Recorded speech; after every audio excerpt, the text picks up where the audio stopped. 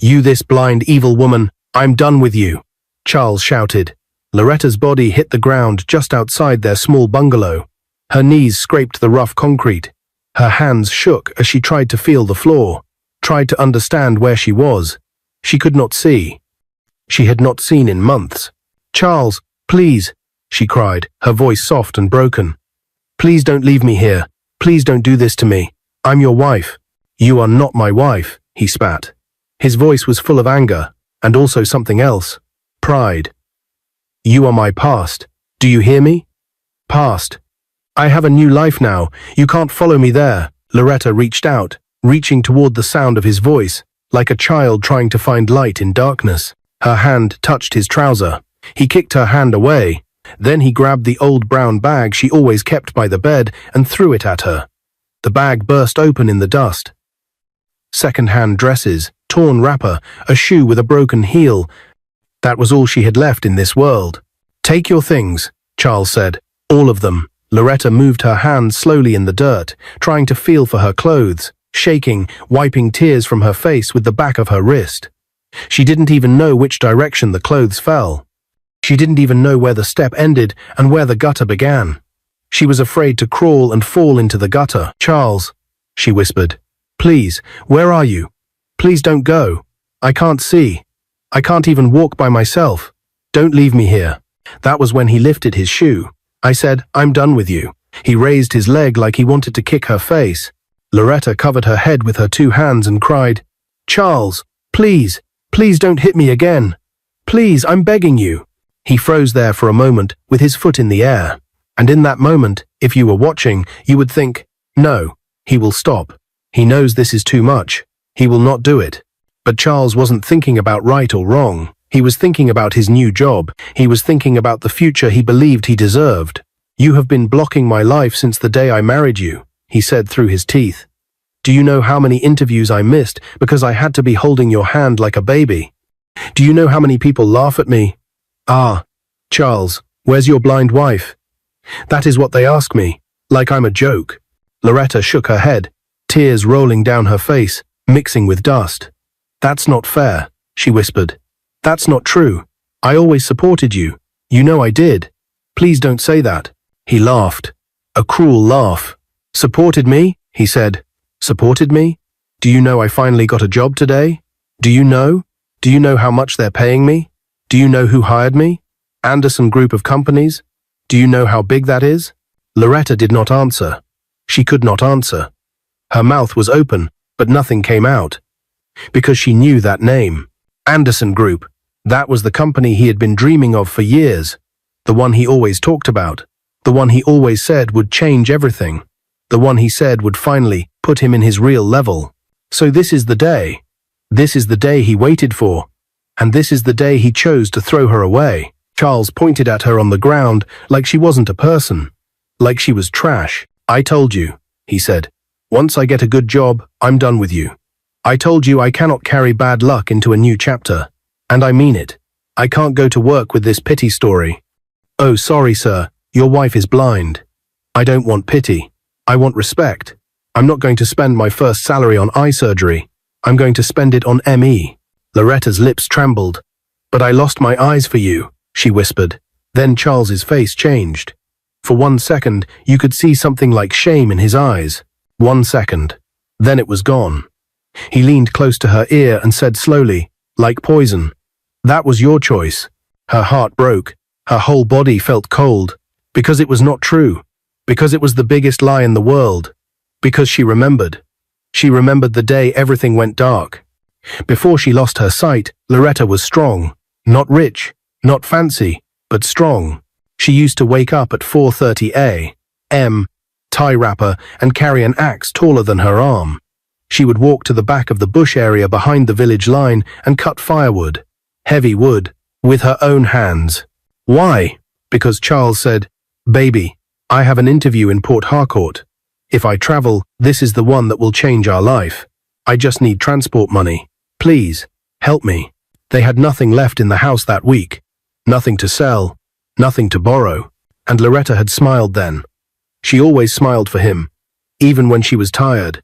Don't worry, she had said, I will get it for you. She didn't tell him that her hands were already blistered from the last week. She didn't tell him that her back was already in pain.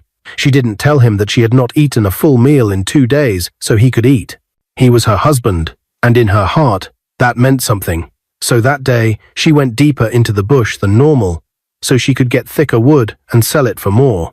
She bent. She raised the axe. She swung. The axe hit the log. The wood broke in a strange way.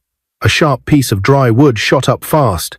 A thin, hard, angry piece, and it hit her straight in the eyes. Both eyes. It was like fire.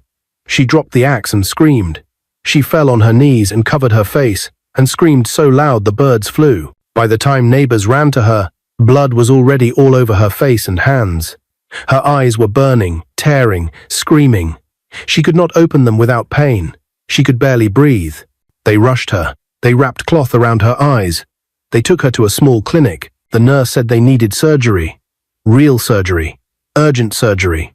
They did not have the money. And Charles told her with a shaking voice, holding her hand, "Baby, just hold on. Please, just hold on. I'm going to find the money. I swear to you. Just hold on." She believed him. She held on. She sat in the dark. She waited. But the days passed. Then the weeks. Then the world slowly faded. Until one morning, Loretta woke up, and the black didn't go away. That was the last morning she ever saw sunlight. That was the price she paid so Charles could chase his future. That was the day her life ended, and his new life began. Now that same man stood over her and said, "That was your choice. Is the postard. Is the Tsar." He reached for the small bag again, took out the only wrapper that wasn't torn, and threw it back on the ground like trash. "Take this and go," he said. "Go to your father's house. Go to whoever you call family. But you are no longer living here. I've warned you, Loretta. I don't want to see you in my compound when I come back from work. You hear me? Charles, please," she begged. Her tears were running fast now. "Where will I go? My mother is gone. You know she's gone. My father is gone. I have nobody. I don't even know how to cross the street alone. I can't cook for myself. I can't bathe myself without help. Please, please don't leave me alone like this. I gave you everything. Please don't do this to me." Something like anger flashed in his eyes again. But now, it was mixed with fear, because he knew she was telling the truth, so he chose to be harder. He grabbed her by the arm, dragged her across the rough ground, and pushed her out through the doorway, out into the open compound, like someone throwing away old clothes. Loretta cried out in pain. "Get out," he shouted. Then, like a final cut, he said in a cold voice, "Listen very well. I have a job now. A real job. With Anderson Group. With good pay. With real people. With class. I will not let you, a blind woman with bad luck, make them laugh at me. I am not pity husband anymore. I am not, sorry sir husband anymore. This is my new chapter. You are not part of it." And he slammed the door. Then she heard it. He locked it from inside, locked her out of her own home, like she was a stranger, like she never washed his clothes, like she never cooked for him, like she never prayed for him at night. Loretta knelt in the dust, shaking, holding her own arms, rocking like a child, whispering to herself, "Please God, please God, please God." Then she heard one more sound. The iron gate at the front of the compound. It opened, it closed, then nothing. He was gone. He left her there, blind, alone, with her bag on the ground and blood starting to show again where her old scars had reopened from the fall. Loretta pressed her palm to the floor to steady herself. Her body hurt. Her heart hurt more. Her mind was trying to understand, how can someone you love so much, someone you gave everything to, turn and walk away from you like you are nothing? How? Her breathing was sharp and fast. She felt like she would choke. Then, in that silence, her phone rang. The sound almost scared her. Her old phone. The one with the cracked screen. The one she always kept in her bag. It started ringing inside the dust. She began feeling around with both hands, trying to follow the sound. "Please, don't stop," she whispered as her fingers searched the ground. At last her hand touched it. She picked the call and placed it to her ear with shaking fingers. "Hello?" she whispered, trying to wipe her tears with her shoulder. A calm male voice answered. "Good afternoon. Please, am I speaking with Miss Loretta Okwudili?" She froze. Nobody called her that way. Nobody called her full name like that, not even Charles. He always called her, you. Yes, she said slowly. Who is this? My name is Sam, the voice said. His tone was respectful. Serious. I'm the general manager of Anderson Group of Companies. Loretta's heart stopped. Anderson Group, the same company Charles was shouting about. The same company that made him throw her away. Her throat went dry. I'm sorry, she whispered, confused. I don't understand. Why are you calling me? There was a short pause on the line. Then Sam said something that almost made Loretta drop the phone. Ma, he said, you need to be at our headquarters to complete your inheritance. Her mouth opened, but no sound came out. Inheritance? What inheritance? She had nothing. She owned nothing. She was blind, sitting in dust, with an old wrapper and a torn bag. I think you made a mistake, she finally said in a small voice. I don't have any inheritance. No, Ma, Sam said softly. There is no mistake. Loretta's lips began to shake again. Sir, I can't come, she whispered. I'm blind. I can't even walk by myself. My husband Her voice broke. Sam's voice became even more gentle. Please give me your address, he said. Stay where you are. I am coming to you now. Loretta held the phone to her ear and just sat there, breathing hard, feeling her own heartbeat. Is this real? Is this a joke? Is this some kind of trap from Charles to shame her more? But then she thought of one thing, one memory. Her mother on that hospital bed years ago, whispering to her, your real father is a great man. A very great, powerful man. Loretta had laughed back then. Mummy, stop. You always say story. Her mother had grabbed her hand tight. Listen to me. His name is Chief Anderson. Loretta's smile had faded. Her mother's voice had shaken. One day, he will look for you. Now, sitting in the dirt, with blood on her knee and dust on her face, Loretta began to cry again. But this time it wasn't only pain, it was fear, it was hope, it was both. Minutes later, she heard it. A car. Not just any car. This one sounded smooth. Quiet. Deep. Not like the noisy cars in her street, the kind of sound you hear from rich people's cars on TV. The gate opened. Footsteps. Miss Loretta? A voice called. It was the same voice from the phone. Sam, I'm here, she whispered. Strong hands touched her shoulders, not rough hands like Charles. Careful hands, respectful. Please don't be afraid, Sam said. You're safe. Then he lifted her gently from the ground. Loretta could not stop shaking. Her heart was beating so fast, she felt dizzy. She could smell leather, fresh leather. She could smell clean air freshener. She could feel soft seats under her legs. They had put her in a car, not just a car.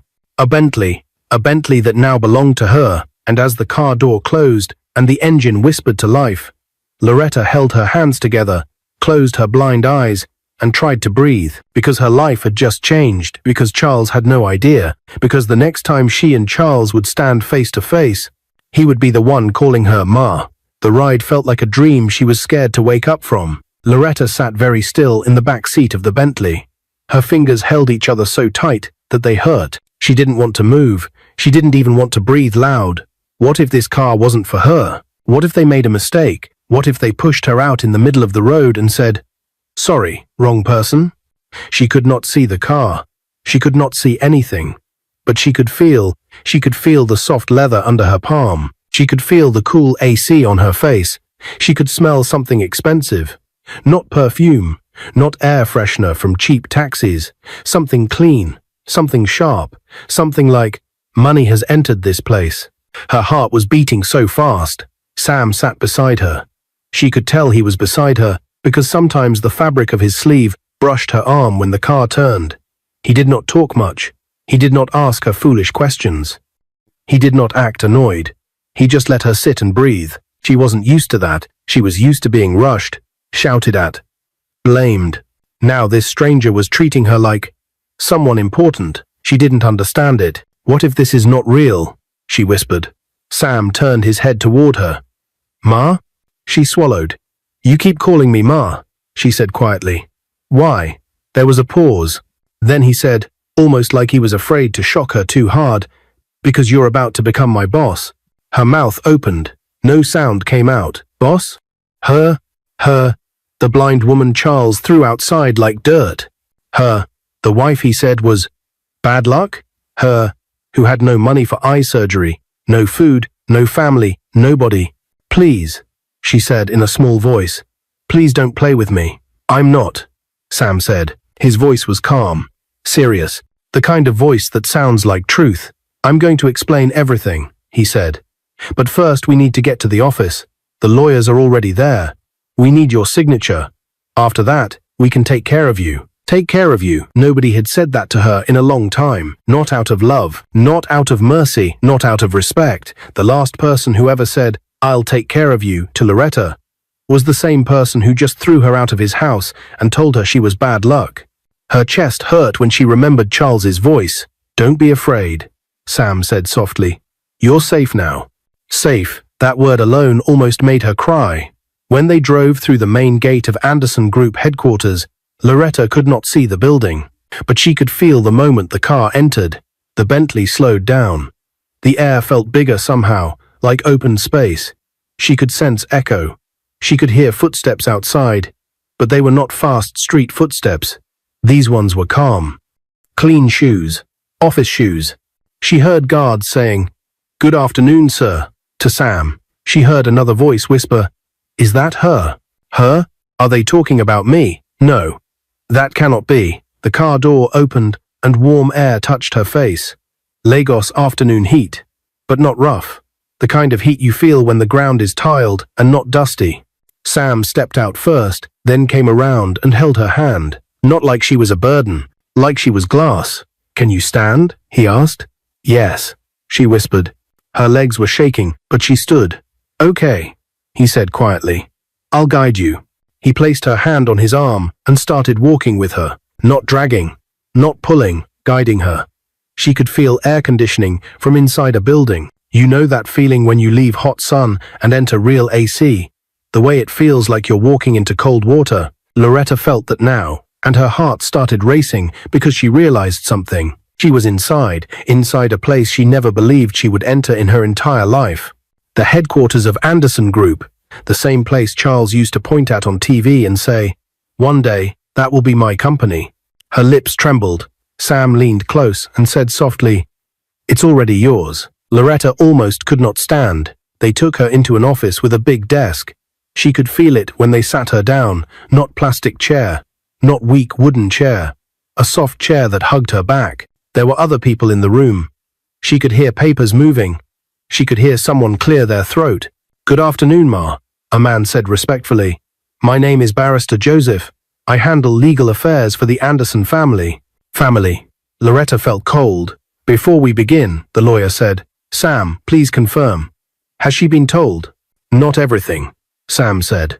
Only that Chief Anderson listed her in the will. Good, the lawyer said. Then I will speak clearly. Loretta sat up straighter. She folded her hands in her lap to stop them from shaking. Her whole body was listening. The lawyer continued. Ma, he said, Chief Anderson is dead. The room went quiet. Loretta let out a slow breath. She didn't know this man well. She had only seen him 2 times in her whole life.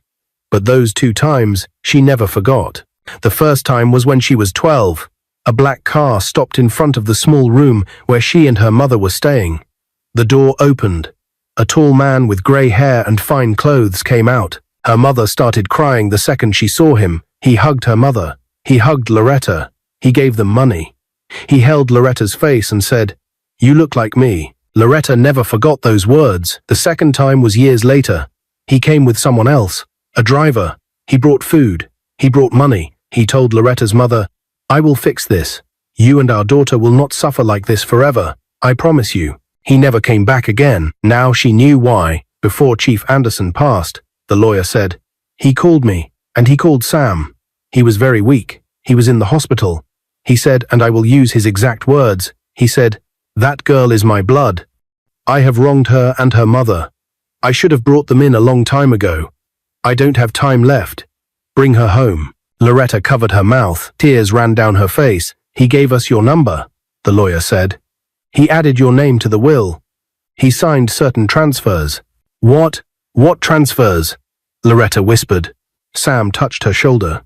Ma, he said quietly, Please don't be scared by the numbers I'm about to say. Numbers? What numbers? She asked. You now own controlling shares in Anderson Group of Companies, the lawyer said. Loretta blinked. What?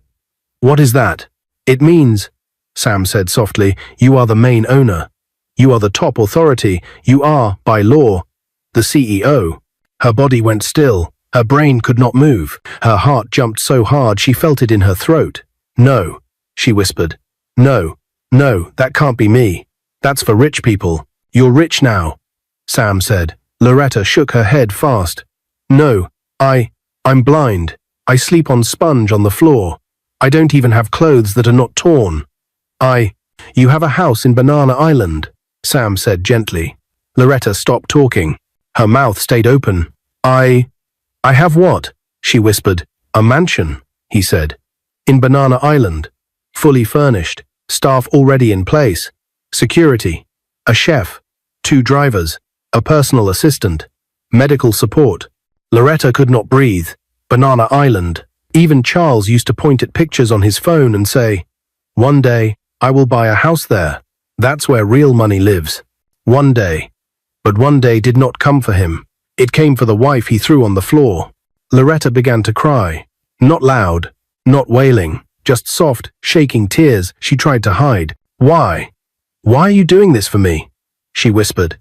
We're not doing it for you, the lawyer said softly. We are obeying legal instruction from your father. Her heart hit the wall. Her father. Her real father. Chief Anderson. Her mother hadn't lied. Her mother wasn't telling stories. All those nights when her mother cried and said, you are not a mistake. You are not rubbish. You are not shame. You are a child of value. It was all true. All of it was true. Loretta put her face in her hands and cried like a little girl. Sam waited. He did not rush her. He did not tell her to calm down. He just let her cry. When she finally lifted her head again, her voice was tiny. But, I can't even see, she whispered. How can I be a CEO if I can't see anything? Sam took a slow breath. We've already started working on that, he said. From today, your body is our responsibility. Loretta frowned, confused. My body? Yes, Ma, Sam said. Your eyes. Her heart skipped. What do you mean? Sam leaned closer so she could hear him clearly. His voice became gentle, almost warm. Your father gave one last order, he said. He said, fix her sight. Loretta's lips parted. Air left her chest. We have booked you for surgery in London, Sam continued. We have paid for the best specialists. You will be on the company jet in a few hours. You'll have nurses with you the whole flight. When you land, they will take you straight to the hospital. Loretta shook her head. No, wait, I'm scared. I know, Sam said. But listen to me. His voice dropped lower, steady, sure. You are not alone anymore. Loretta covered her mouth again, and she cried. This time it wasn't from pain, it was from something she had not felt since her mother died. Safety. You're going to see again, Sam said softly. And when you come back to Nigeria, you are coming back as the owner of the company your husband is bragging about. Loretta gasped. Her heart slammed. Charles works here. Charles is proud of this place. Charles threw her away because of this place. And now this place belongs to her. Does he know? She whispered. Sam paused. No. Loretta took a slow breath. Her voice was soft. Careful. Dangerous. Good, she said. Sam almost smiled. Then the lawyer cleared his throat. Ma, we just need one thing from you before you travel, he said. For legal record. Oh, okay, she said, wiping her face. What is it? We need you, he said, to say your full name, so we can record it for the file. Loretta sat up, heart pounding. This was the moment. This was the first time in her life anyone asked her for her full name like it mattered. Her voice shook as she spoke. My name is Loretta Anderson. The room went quiet. Sam exhaled, almost like he had been holding his breath. The lawyer nodded. Thank you, Ma, he said. Loretta swallowed. Then something hit her chest, like lightning. She leaned forward fast. Wait, she whispered. Please. One last thing before we go. Yes, Ma? Sam said. I want to tell my husband that I am traveling. Sam's face went still. Loretta smiled a small, painful smile. Not because I need his permission, she said softly, Because I want him to hear my voice. Now. Before he sees my face later. Her smile grew, but it wasn't a happy smile. It was the kind of smile that happens when a woman who has suffered too long finally stands up inside. I want him, she said, to know what he threw away. The next morning, Charles woke up in his new apartment with a grin on his face. He had slept like a king. He stretched his arms wide and said aloud, "Ah, finally, my life is changing." He stood in front of the cracked mirror and admired himself in his new shirt. Not torn, not faded, the one he bought yesterday after his first paycheck from Anderson Group of Companies. He dusted his shoes, smiled at his reflection, and whispered, "Goodbye to bad luck." It's But deep down, somewhere under all that fake confidence, a small voice kept asking him, "Did you really do the right thing?" He pushed the thought away. Loretta was gone. She had to be. He didn't even bother to check on her since the day he threw her out. He told himself she'd find somewhere to go, or someone else to beg. But the truth was, Charles didn't want to see her again, because seeing her reminded him of who he used to be: poor, weak, and hopeless. Today was different. He was a man of status now, or so he thought. By 8 a.m., Charles arrived at the company. The building was like a palace: glass walls, marble floors, gold elevator buttons. He always walked in with pride, pretending he owned the place. He didn't know that the real owner was the woman he left crying in dust. He took a seat at his desk and began typing, humming an old tune. But then something strange happened. The office was unusually busy. People were whispering, phones ringing. The HR manager rushed across the hallway with files stacked in her arms. 2 security guards were polishing the main entrance glass door as if they were expecting royalty. Charles stopped typing and asked his colleague, "What's going on? Why is everyone acting like the president is visiting?" His colleague smiled. "You didn't hear? We're getting a new CEO today." "A new CEO?" Charles repeated. "I thought Mr. Kelvin Anderson was in charge." "He was," the man replied. "Until last week. He passed away. But before he died, he left his final instructions. The board says the new owner is someone no one here has ever met." Charles frowned. "No one has ever met?" "Yes," the man continued. "Word is, it's a woman. They say she's connected to the Anderson family, but no one knows who she is." Charles shrugged, pretending not to care, though a small wave of fear passed through him. Something about the whole thing felt strange. He shook it off and went back to typing. "Whoever she is," he said under his breath, "I hope she pays well." Meanwhile, at that exact hour, 4,000 miles away in London, Loretta opened her eyes to white light. For the first time in years she could see.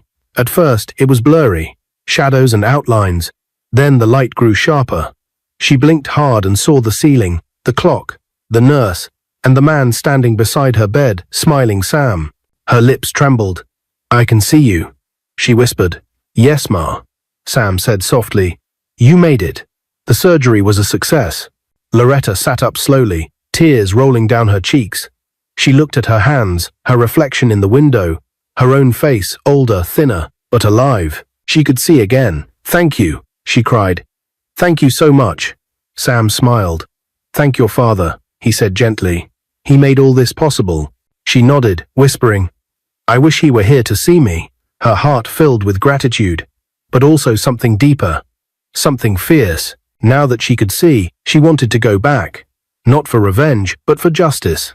2 weeks later, the company jet touched down in Lagos. Cameras flashed as Loretta stepped off the plane. Reporters had already heard that the mysterious new CEO of Anderson Group was arriving that morning. But no one knew her story. Loretta wore a simple white gown and dark sunglasses. Her hair was neatly braided back, her posture graceful. Sam walked beside her, carrying a briefcase. From the airport, a black Bentley drove straight to the headquarters, the same place where Charles worked as an ordinary staff. Inside the building, tension was high. Managers lined up. Employees whispered. The HR team rehearsed how to greet her. Charles adjusted his tie nervously when he heard footsteps approaching. Then, the elevator doors opened. Loretta stepped out. The whole floor went silent. Everyone froze as she walked in slowly, her heels clicking on the marble floor. She removed her sunglasses, and her eyes, bright and clear, swept across the room. No one recognized her, but Charles did. His heart stopped. He blinked once, then twice. It couldn't be. It couldn't be her. The woman he left blind, bleeding, and crying outside his compound was now walking into his office, radiant, powerful, confident with people bowing to her. His legs turned weak, his mouth went dry. "Good morning, everyone," Loretta said calmly. Her voice was gentle but carried authority. "I am Loretta Anderson, your new CEO." Every head bowed. "Good morning, Ma," they chorused. Charles couldn't move. His world spun. She looked around, then her eyes stopped on him. Their gaze met, and she smiled. A calm, knowing smile that made Charles's stomach twist. "Mr. Charles," she said softly. "You work here, don't you?" He swallowed hard. "Yes, Ma." "Good," she replied. "I was told you're one of our junior staff. You'll be working directly under my supervision now. I hope you're ready to serve this company with honesty and humility." "Yes, Ma," he stammered, trembling. "Perfect," she said, still smiling. "We'll see how you perform." Then she turned to the others. "Everyone, prepare for the board meeting. I have a few new rules for Anderson Group." The staff clapped nervously. The HR manager led her into the main office, leaving Charles standing frozen by his desk, sweat running down his forehead. He couldn't believe it. The same woman he called evil, blind, bad luck, was now the CEO of the company he was bragging about. The woman he abandoned was now the woman signing his paycheck. And as he sat down slowly, burying his face in his hands, one thought filled his mind. Life truly has a way of turning tables. Later that afternoon, Sam entered Loretta's office. She sat behind a large glass desk, signing documents with a calm smile. "How does it feel?" he asked. She looked up. "Like a new beginning," she said softly. "But not for me, for everyone who ever thought I was weak." Sam nodded. "He looked terrified when he saw you." Loretta gave a quiet laugh. "Good. Let him feel what I felt, helplessness." Then she paused, staring out the window at the Lagos skyline. "But I won't destroy him. That's not who I am. He'll stay here. He'll work.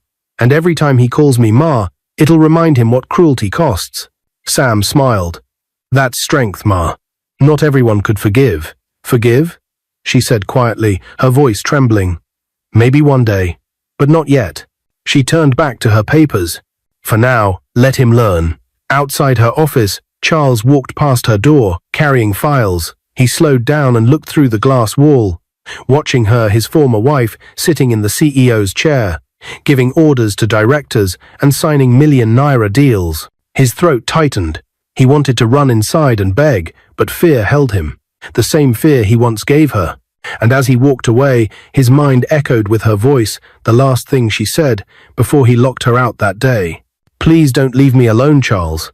I gave you everything." Now he understood. He didn't just abandon a woman, he abandoned his destiny. And this was only the beginning of his lesson. The morning sun glowed softly over Banana Island as birds sang above the perfectly trimmed lawns. Inside the massive white mansion, Loretta stood by the window, looking out over the ocean. The breeze carried the smell of salt and peace, something she hadn't known for years. She ran her hand across the curtain and smiled faintly. Just weeks ago, those same hands were bruised and covered in dust. Now, they were clean, polished, and rested. Her world had changed, but her heart was still learning to believe it. Behind her, Sam entered the room, carrying a silver tray with breakfast. "Good morning, Ma," he said warmly. "Good morning, Sam," Loretta replied. "You're early as always." He smiled. "You have a big day ahead. The press conference is at 10, and the board meeting follows right after." "Everything's set." Loretta nodded, turning to face him. "Thank you for everything you've done, Sam. I don't even know how to repay you." "Is not the smo bling." "You already did," he said, setting the tray down gently. "By surviving, and by taking your place." Loretta's eyes softened. "Sometimes I still wake up afraid," she confessed. "Afraid I'll open my eyes and go blind again. Afraid I'll find myself back on that dusty floor, begging him not to leave." Sam looked at her for a moment, his voice low. "You're not that woman anymore. You're the boss of Anderson Group now. And everyone, including him, knows it." She smiled faintly. "Yes, including him." At the company that morning, tension filled the air. Everyone had heard the rumors that the new CEO had ordered an all-staff meeting. Even the senior executives looked nervous. Charles sat at his small desk, twisting his pen and staring blankly at the screen. He hadn't slept all night. Every time he closed his eyes, he saw Loretta's face, not the blind, broken woman he threw away, but the powerful one who now ruled everything. He remembered how her eyes had met his the day before, calm, confident, seeing. She could see again. It was like a ghost had returned, but this time she wore a crown. Charles, his supervisor, called from across the office. The CEO wants everyone in the main hall. Move it. Yes, sir, Charles said quickly, grabbing his notepad, though his hands were shaking. He joined the crowd, heading to the grand hall. The room was massive, with tall glass walls and shiny floors that reflected the lights above. Cameras were set up for the media. Rows of chairs filled the space, and at the front stood a long table draped with white fabric, the CEO's seat in the middle. As the clock struck 10, the doors opened. Everyone rose. Loretta entered. Her steps were measured, graceful. She wore a cream suit with gold buttons and small pearl earrings. Her confidence filled the room. The murmurs stopped. Even the reporters fell silent as she walked to the stage. Sam followed behind her, holding a folder. Good morning, Loretta began, her voice steady but soft. I know you've all been waiting to meet me. Some of you already know my name. Some don't. My name is Loretta Anderson, and I am proud to take my father's place as CEO of this great company. The hall erupted in applause. Charles clapped too because everyone else did, but his palms were cold. Loretta raised her hand slightly, signaling them to stop. My father believed in fairness, in hard work, and in treating everyone with dignity. That's the kind of company I want to continue building. But let me be clear, I don't tolerate laziness, disrespect, or deceit from anyone. Her eyes swept across the room. For a moment, they landed on Charles. He looked down immediately. She continued, We'll be restructuring departments, promoting dedication, and removing anyone who thinks this company is a playground. This is not just business to me, this is legacy. Everyone nodded, whispering among themselves. Then she smiled faintly. Now, before we continue, I'd like to appreciate some of our hard-working staff. Mr. Sam, please read the names. Sam began calling out a few names. The employees came forward, shaking Loretta's hand as she thanked them personally. But when Sam read the next name, the room went quiet.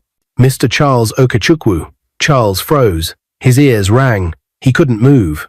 People turned to look at him. Charles? One of his colleagues whispered. Go now. The CEO is calling you. He swallowed hard and stood up slowly, walking toward the stage with trembling steps. When he reached her, Loretta looked straight at him. Mr. Charles, she said softly. You've been working with us for a few weeks now, yes? Yes, Ma, he muttered. I heard you've been very passionate about your work. He forced a smile, confused by her tone. Yes, Ma, I try my best. That's good, she said, because passion is important here. She leaned slightly closer and lowered her voice just enough for the microphones not to catch it.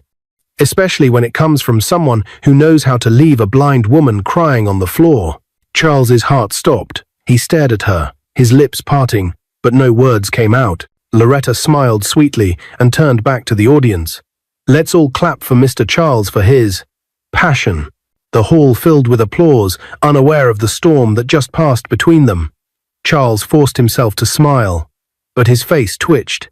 His mind was spinning, his chest tight. When he returned to his seat, he sat still, unable to breathe. Loretta continued her speech, introducing new company goals and projects, her voice calm and controlled.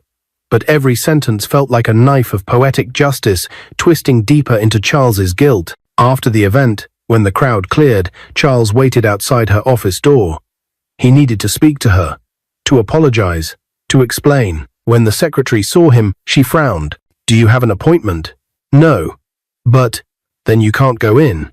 Please, Charles said desperately. Just tell her it's Charles. She'll know me. The secretary hesitated, then called on the intercom. Ma, someone named Charles says he knows you. A pause. Then Loretta's voice came through. Calm. Send him in. Charles entered slowly, his heart pounding. She was seated behind the large desk, signing a document. She didn't look up right away. He swallowed. Loretta. She raised her eyes sharply. It's Ma'am Loretta Anderson to you. He froze. Her voice wasn't angry. It was cold, precise, powerful. He tried again. I came to say I'm sorry. I know I was wrong. I don't even know what came over me. You beat me, she said flatly. You abandoned me. You told me I was bad luck. You left me in the dust and locked your door." He opened his mouth, but nothing came out. "I begged you, Charles," she continued. "I begged you to stay. And you left me to die." Tears welled up in his eyes. "Please, please forgive me. I was foolish. I didn't know." "You didn't know I'd become rich?" she cut in. "You didn't know I'd survive? Or you didn't know karma was watching?" He broke down, kneeling in front of her desk. "Please, Loretta. Ma'am Loretta. Please. I've not had peace since that day. I see your face every night. I regret everything. I just want a chance to make it right." She stared at him for a long, quiet moment. Then she stood and walked around the desk, her heels clicking softly. When she stopped in front of him, she looked down at the man who once stood over her with a raised shoe. "Stand up," she said. He hesitated. "I said stand up." He rose slowly, trembling. She looked into his eyes and said, "Do you know what real punishment is, Charles? It's not jail. It's not hunger. It's knowing the person you thought was nothing has become everything, and you have to live with that truth every day." Charles's lips quivered. "Please, don't fire me." Loretta smiled faintly. "Fire you? No, Charles. You're going to keep your job. You're going to work here every single day and call me Mom in front of everyone. You'll carry out my instructions, take my corrections, and remember that life always turns." He nodded, tears rolling down his cheeks. "Thank you, Ma," he whispered. Loretta turned away. "You may go now."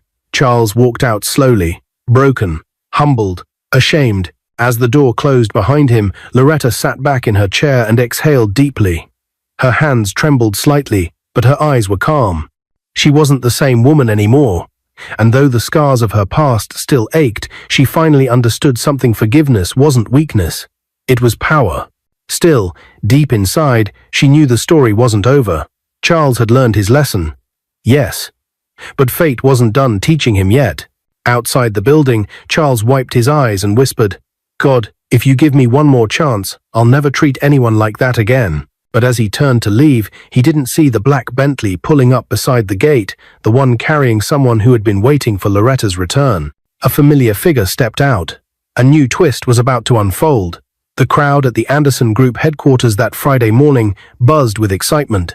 Rumors had spread that the new CEO, Loretta Anderson, was about to make an unexpected announcement.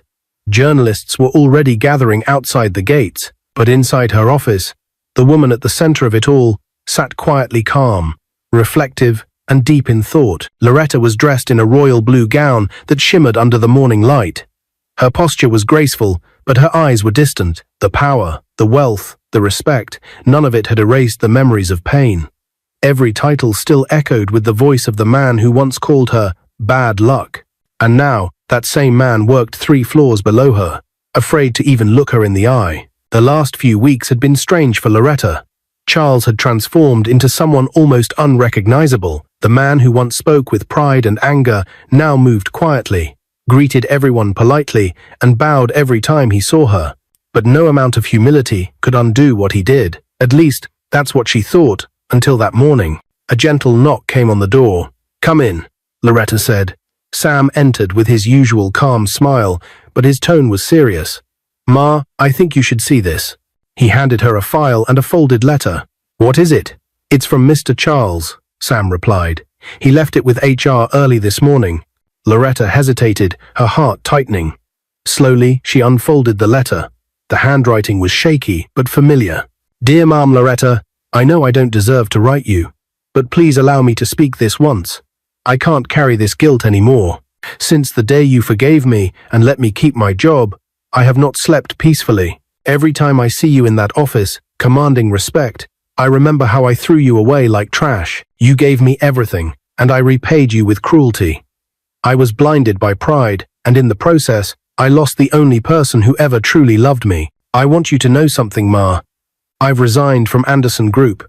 Not because I'm ungrateful, but because every day I walk these halls, I see the woman I should have protected. I see the life I destroyed. Thank you for not firing me. Thank you for showing me the kind of grace I never gave you.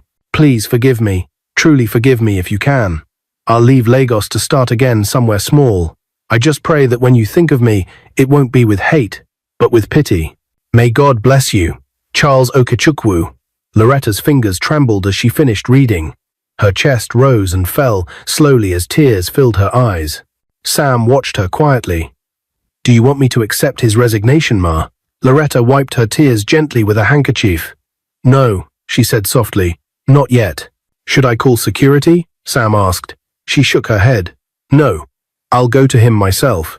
Ma, Sam said cautiously. Are you sure that's wise? He's unpredictable. Loretta gave a faint smile.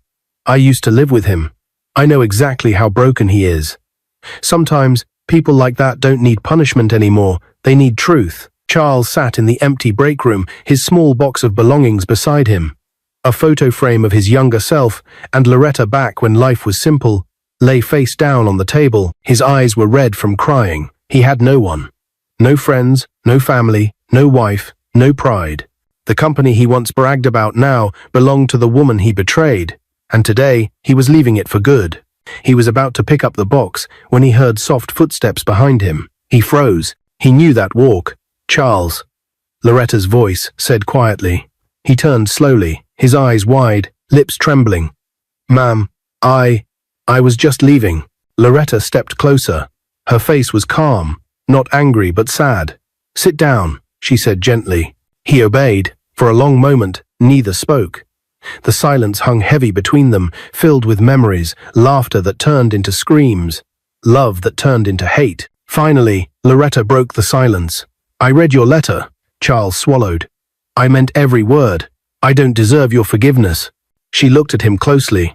Then why are you asking for it? He blinked. Because I can't live with myself if you don't. Loretta took a slow breath. Do you remember the day I went blind? Charles nodded weakly. Yes, Ma. Do you remember what you said to me after I came home from the hospital? He shut his eyes tightly. I told you it was your fault, that you were careless. Loretta's voice wavered. Yes, and I believed you.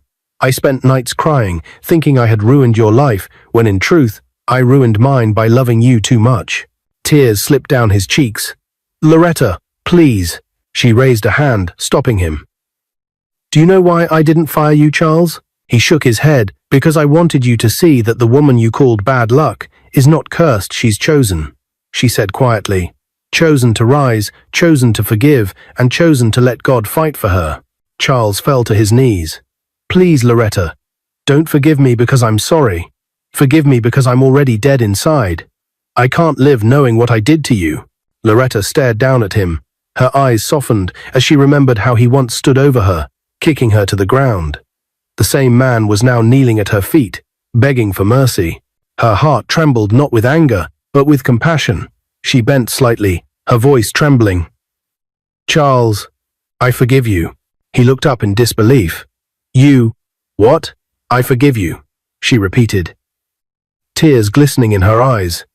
Not because you deserve it, but because I need peace. I don't want to carry hate anymore. I carried it for too long. It made me blind even after my eyes were healed. Charles broke down completely, sobbing into his hands. Loretta turned toward the door but stopped halfway.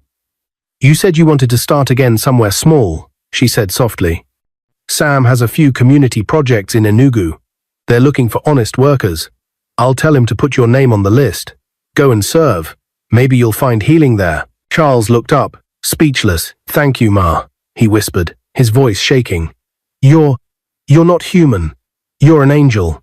Loretta smiled faintly. No, Charles, I'm just someone who finally learned that mercy can heal what revenge cannot.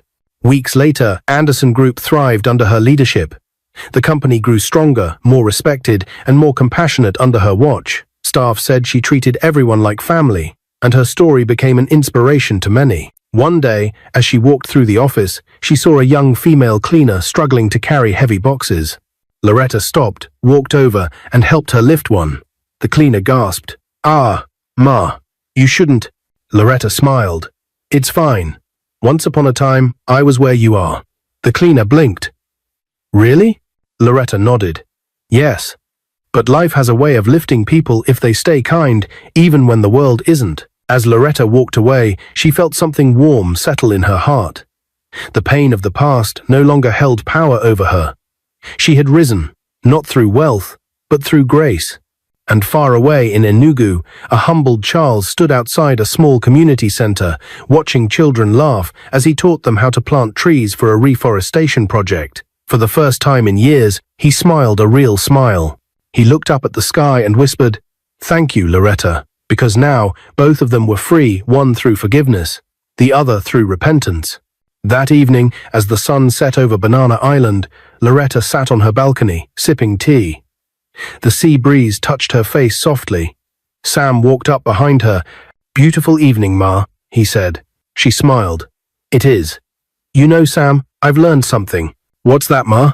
"That blindness isn't only about the eyes," she said quietly. "It's about the heart. Charles lost his sight long before I did. He just didn't know it." Sam nodded. "And now?" "Now," she said, smiling toward the horizon. "We both see clearly."